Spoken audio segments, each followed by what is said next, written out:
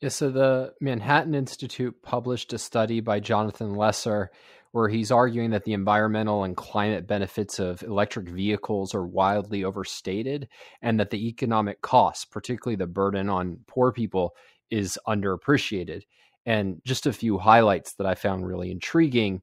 So, one is he finds that when you compare the amount of air pollution or air emissions created by new cars with the amount of air emissions that would be created by electric vehicles, which have to use electricity from the grid, his estimate is that actually widespread adoption of EVs would increase air pollution relative to gas-powered vehicles.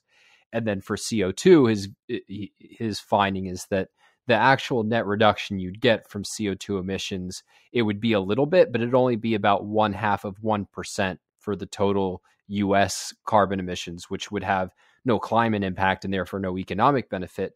And on the other hand, when you look at the billions of dollars in EV subsidies, they're overwhelmingly benefit the wealthy. So if you look at the people who are buying electric vehicles, it's mostly people who earn $100,000 or more, with a significant minority of that being over $200,000.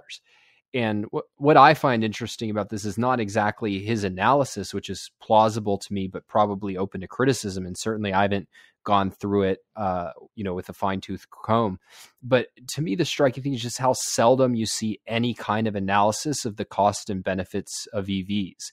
Like, how often do people actually try to quantify the impact on air quality or climate, or try to quantify the impact on electricity prices of having now all of our vehicles plugged into the grid, or the cost of subsidies and infrastructure, and identifying who bears those costs. And instead, it's just treated as this mystical belief that EVs are going to inevitably take over and that this will inevitably be a good, positive thing. And I think like one thing that you can see whenever there's a lack of concern for the actual costs and benefits, but widespread enthusiasm for something like EVs, I think it's at least evidence or raises the question of, is this really like the support for EVs? Is this really about rationalizing bans on gas powered vehicles? Just as I think a lot of the enthusiasm for wind and solar is about rationalizing bans on reliable electricity. It's, hey, we're going to pass these restrictions on fossil fuels. We're going to oppose nuclear, but don't worry, there's a substitute. And so we're going to ban the best vehicles for human beings, but don't worry, there's this substitute. And whereas if you're really concerned about human flourishing, I think you'd see way more of this kind of analysis. Another dynamic that strikes me here is how much people are willing to pay for status, particularly when they've been guilted in life. So I have a lot of kind of content that I want to talk about someday, just about how different motivations affect people, and in particular, how big a motivation status is. I think it's a very undercited motivation when we're talking about different behavior. And often when people are described as motivated by money in a bad way, it's often they're being motivated by status. But there are also all kinds of status motivations and things like, why do people participate in popular delusions over time, whether it's eugenics or, I believe, climate catastrophe? And there's all sorts of status related to that. Why don't more scientists, like the ones Stefan mentioned with the air pollution thing, why don't more scientists speak up? Well, the status in the society can be geared so that it's difficult. Status is a really interesting kind of motivation.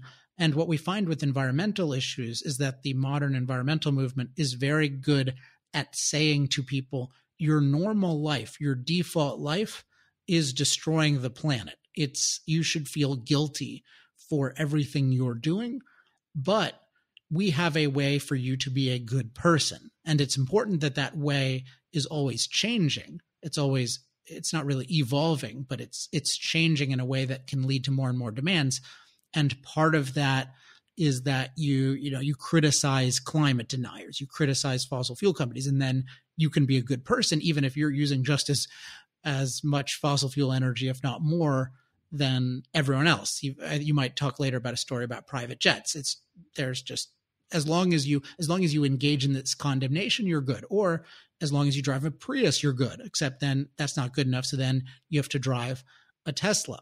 or you have to put solar panels on your roof. And certainly you have to support whatever policies they say. And all of these things are what they're giving you as moral status as against the default of moral guilt. And then you can feel superior because you're doing the right thing versus the people who are doing the wrong thing.